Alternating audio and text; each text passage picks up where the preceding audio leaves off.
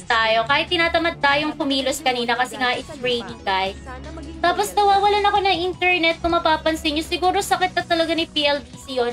Na habang nag-i-start ako mag-live, nawawalan ako ng internet connection for a few seconds. Siguro mga 5 seconds ako nawawalan ng internet tapos bumabalik. Pero mas okay na po yung lods, yung nawawalan ako sa ng internet. Kaysa grabe.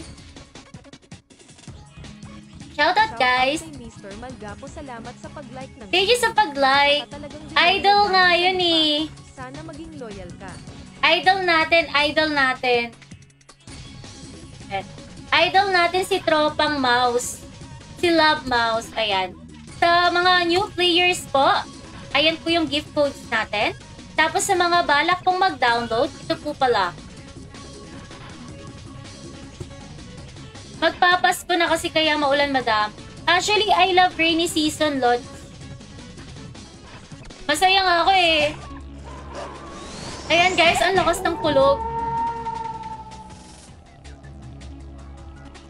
Bakit?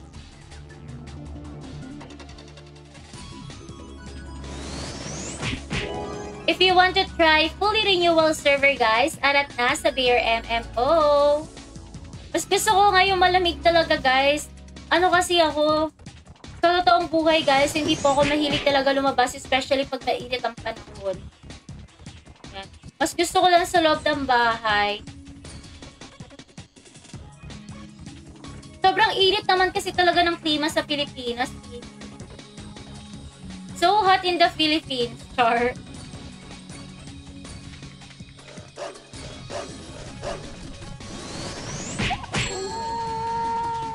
Pero I am happy, guys, kasi nga work from home tayo. So, dati kasi yung problema ko, diba, yung hindi pa tayo work from home, ang problema ko pag naulan is nahihirapan ako pumasok sa work. Pero dahil nga work from home tayo, wala na, ang gagawin ko lang siguro, inom ako ng kape, tapos liligo na ako, mag-e-exercise ng kauntian, tapos game na ulit, grind na ulit tayo ng pera. Shout out! Mas okay din yung work from home. Pati mas napansin ko, nung nag-start ako ng work from home, guys, mas nakakatipid talaga ako kasi, oh my god, I am already overweight. Shoutout Tito Kane. Ayan. Shoutout. Welcome to Bear MMO. Third job server. Are you fond of playing third job? This is it. Pansit, mga lodi ko. Alis muna natin. Alisin muna natin kasi mabigat na. Masyado nang mabigat.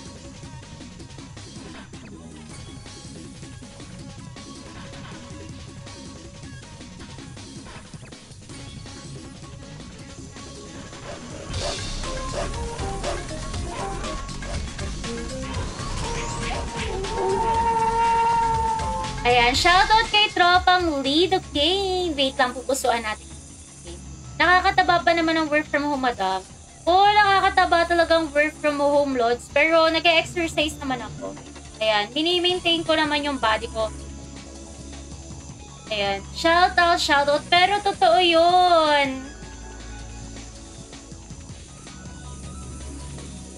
Pati, nagwa-one rice lang ako, tropa.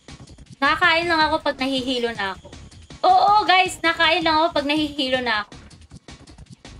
Hindi ako yung tipo ng tao na laging nakain. Nakain lang ako pag nahihilo na ako.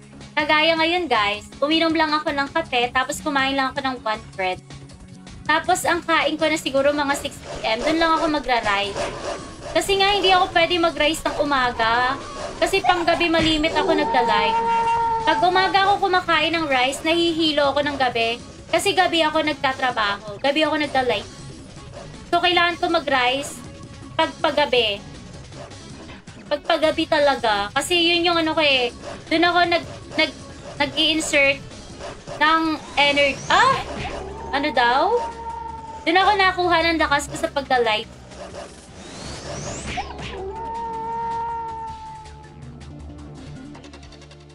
I'm so excited, guys.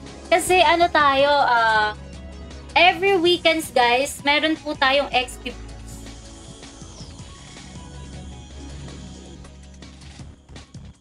Hindi. Pag nakakain na ako ng isa, one rice lang talaga ako load. Ayan. Hindi ako, pag nabusog na ako, yun na yun. Kinabukasan na ulit yung kain ko. Nagkikrave lang ako malimit sa fruit juice.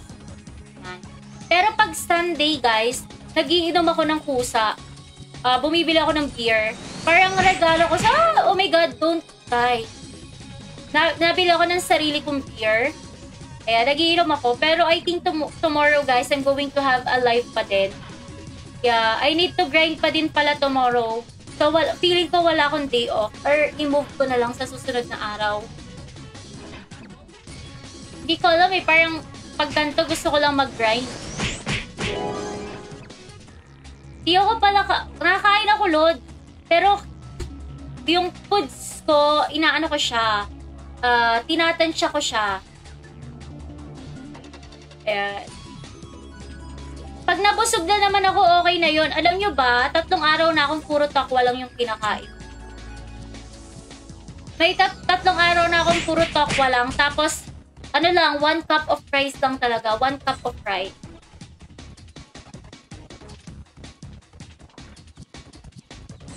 Hindi naman kasi mataba ang 50 kilo, guys.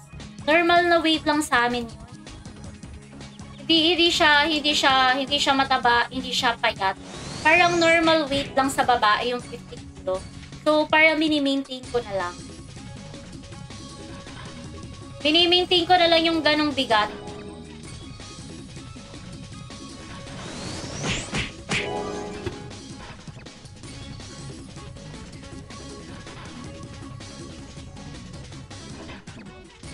Shoutout everyone! And follow, like, and share mga Lodi. Mamaya tayo mag-exert ng energy. Ito guys, chill gaming sa Bear MMO. Especially, if you're new in third job mga Lodi.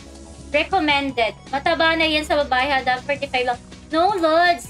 50 kilo is hindi siya mataba sa 5'2" ang height. Yes, ang 45, depende sa, yung kilo kasi talaga guys, depende sa height. So, kung maano mo, ang overweight is 55 kilos. Ang overweight sa 5'2" is 55 kilos. Yung normal na height, hindi basihan yung hindi basihan kung nakikita mo or hindi eh. Ang basihan yun ay height. Laging nakadepende yung height sa weight ko. So, if you're 5'2", ang overweight doon, 56 kilo. Pero if you're if hindi ka pa umaabot sa 55 tapos 5'2" ka, you're not overweight. So, nakikita mo naman, Lods, yung mga picture ko, diba? Mahilig din ako mag-swim foot. Mas okay talaga yung i-maintain mo lang talaga yung katawan mo. And hindi rin maganda yung super payat naman. Yung wala kang makikitang kahit ano. Ayan. Anyways, palambing ako ng like and share. Iba kasi ang sa Korea, iba talaga. Sabi ko sa boyfriend ko, I want to have slim legs. Pero yung boyfriend ko hindi mahilig sa slim legs eh. Kasi sabi ko nga, grabe yung Korea, di ba? Ang ganda na, yung legs nila, ang beauty standard nila guys, payat talaga yung binti. Literal yung payat na payat ang binti. Nagigets nyo ba yung ko? Tapos pinakita ko sa boyfriend ko, kasi nga nanonood din ako ng mga K-drama. Sabi ko, mahal, tignan mo ang papayat ng mga binti ng mga Korean.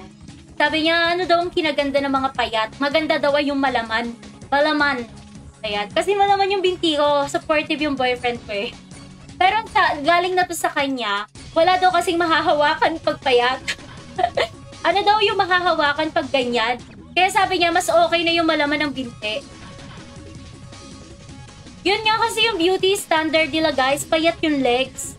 Pero sinabi ko, ganyan, mahal, okay lang ba yung ganyan legs? Gusto din mahal talaga, medyo may laman yung legs.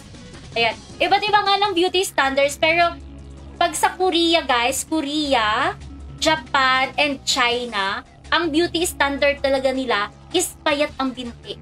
Yung sobrang payat ang binti. Tapos pag lumampas na siguro na medyo may laman-laman na yung binti sa kanila, ang ginagawa na nila, pinapalay po na nila yung binti nila kasi hindi na pasok sa beauty standard nila. Ayan. Pinapalay pa na nila yung mga ganon. Pag hindi na pasok sa beauty standard nila, di ba? Tapos may another pa sila